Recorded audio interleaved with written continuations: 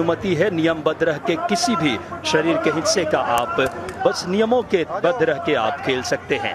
फिलहाल इंद्रजीत कुमार बिहार की तरफ से रेड सिंगलेट में और हरियाणा की तरफ से अब दूसरे पहलवान के तौर पे इस समय ईश्वर जो कि ब्लू सिंगलेट में 51 किलो भार वर्ग और कम भार वर्ग के ये नवोदित दोनों ही सितारे और कहीं ना कहीं दादा बिहार से जब रेसलर आते हैं तो आत्मविश्वास। अभी हाल ही में छत्तीसगढ़ के एक रेसलर ग्रीको रोमन में गोल्ड जीता उन्होंने, बात कर मनु यादव ने।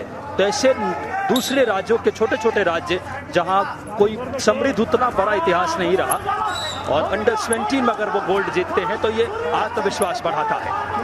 बहुत ही स्पेसी स्टार्ट दिया है यहाँ इंद्रजीत ने। 2 पॉइंट्स तो ले गए टेक डाउन के इंद्रजीत। डिफेंस करने की कोशिश कर रहे हैं वहां पर ईश्वर। बहुत ही जबरदस्त, क्या इस टेम्पो को, ओहो बहुत ही बढ़िया। जैसे ही गर्दन पर हाथ लगाया पूरे शरीर को घुमा करके उस पकड़ से निकल गए, उस पकड़ से, उस चंगुल से मुक्त हो गए और अब हेड ऑन पोजीशन पर हैं।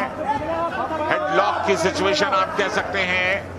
हाथ से हाथ पकड़े हुए हैं ताकि पैरों पर पकड़ न बने, दोनों पैर पीछे हैं। ईश्वर पर दबाव है। 4 पॉइंट्स यहां लगा दिया।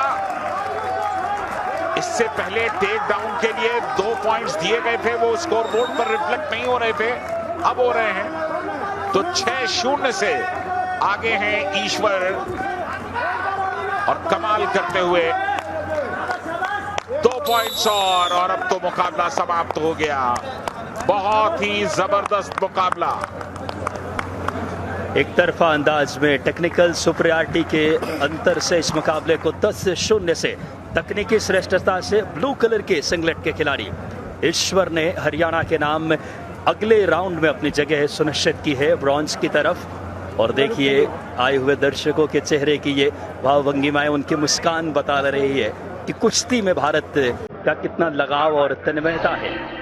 फिलहाल नजर डालते हैं पिछले मुकाबले में बहुत ही कम लम्हों में टेक डाउन किया, उसके बाद इंद्रजीत लगातार पहले डेंजर स्थिति में 4 पॉइंट अर्जित किए, फिर खूबसूरती से इस समय लगातार गट रेंज के सहारे पॉइंट लेते गए और पहले ही राउंड के कुछ सेकंड्स में मुकाबले को अपने नाम किया इंद्रजीत कुमार हरियाणा की तरफ से। बहुत अच्छी शुरुआत है 51 किलो भार वर्ग में हरियाणा की।